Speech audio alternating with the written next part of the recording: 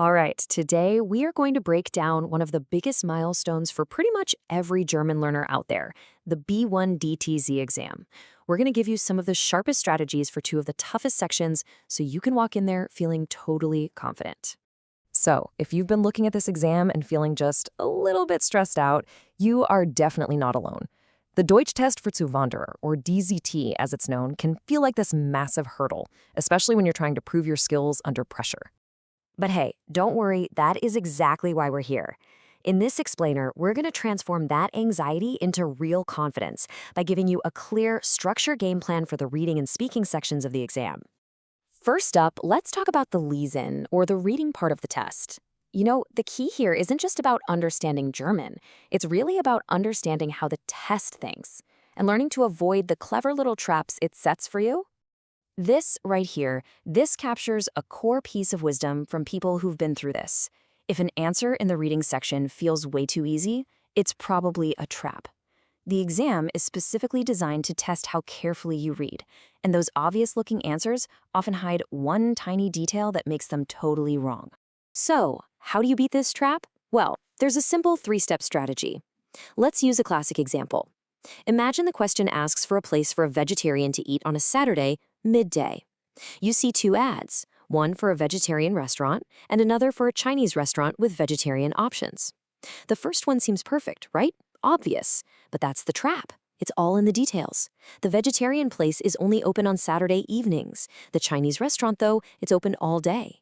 So the crucial thing is you have to match every single keyword, especially the time and the place, to get the right answer. Okay, let's shift gears and move on to the Sprechen, or the speaking section. This is where a lot of learners get super nervous, but you know what? The goal is actually simpler than you think. It's not about being some perfect German public speaker. It's just about showing you can communicate effectively. The oral exam has a really clear and predictable structure, which is great for us. It kicks off with a simple introduction, so you'll want to have a few key sentences about yourself prepared and basically memorized. Then you get to the main individual task, describing a picture. And finally, you'll plan something with your partner. Honestly, just knowing this structure is half the battle. Now, let's zoom in on that second part, the picture description, because there is a fantastic formula that can help you deliver a really confident and structured monologue every single time. This is where you can really show off your B1 skills. And this formula is just brilliant. Don't just list objects you see in the picture.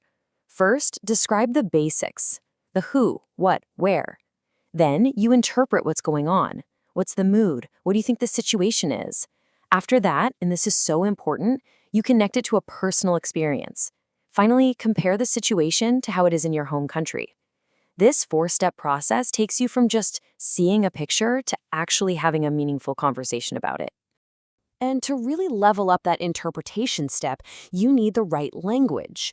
Using phrases like "Ich vermute das" or "Es könnte sein das" shows the examiner that you can speculate and think abstractly, which is a core B1 level skill. It sends a signal that you're not just stating facts, you're actually analyzing the situation.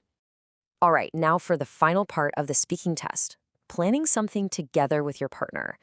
The goal here isn't to come up with the perfect plan. It's really about showing that you can interact, you can negotiate, and you can collaborate, all in German. Think of this slide as your essential toolkit. These phrases, or Redemittel, are the building blocks for your dialogue.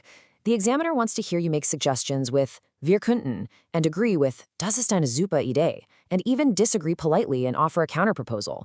Actively using these phrases and, really importantly, asking your partner, "was denkst du?" proves you can have a natural, dynamic conversation. So we've covered the reading traps and the speaking formulas. Let's finish up with maybe the most important strategy of all, having the right mindset. Understanding what the examiners truly value can change absolutely everything for you on exam day. And here it is. This piece of advice is just so crucial. At the B1 level, the examiners are not sitting there hunting for every tiny grammatical mistake. Their main question is, can you communicate? Can you get your point across? As long as your message is understandable, you are succeeding. So please, don't let the fear of a small error stop you from speaking. So the biggest takeaway here is this. Absolutely prepare your strategies and practice your formulas, but when it's exam day, your main focus should just be on clear communication. Your goal is to be understood, not to be flawless. Keep that in mind and you'll be ready. Viel Erfolg.